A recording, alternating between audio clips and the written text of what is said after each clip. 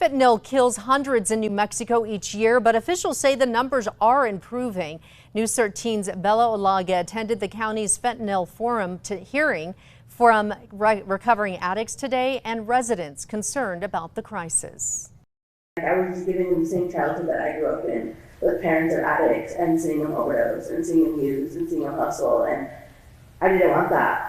Hundreds attended the Fentanyl Forum at the BernCo Professional Development Center, bringing awareness, education, and resources to the community about the deadly drug. I need to help a mother save her daughter, save her son. I need to have a grandma save their granddaughter, their grandson.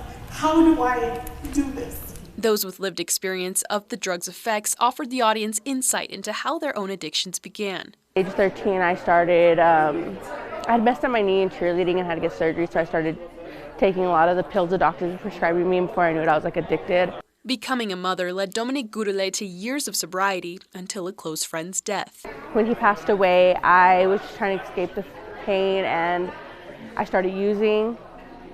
And then I started seeing how my kids are reacting and how much I was neglecting them, and I kind of just realized that I needed to break the cycle.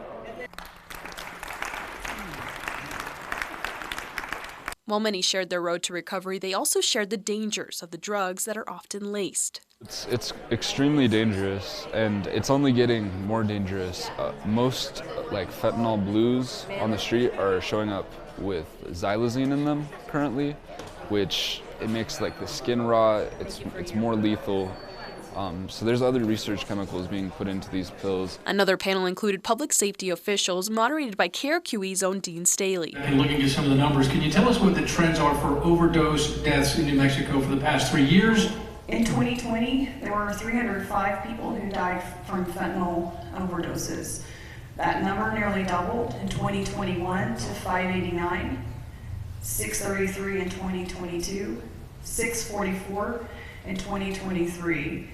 Seeing a reduction this year at 294 deaths as of October 1st, attendees still ask, how can we do better? We need to end the stigma of fentanyl use and get everybody that wants to help the help that they need. Bella Olaga, KRQE News 13.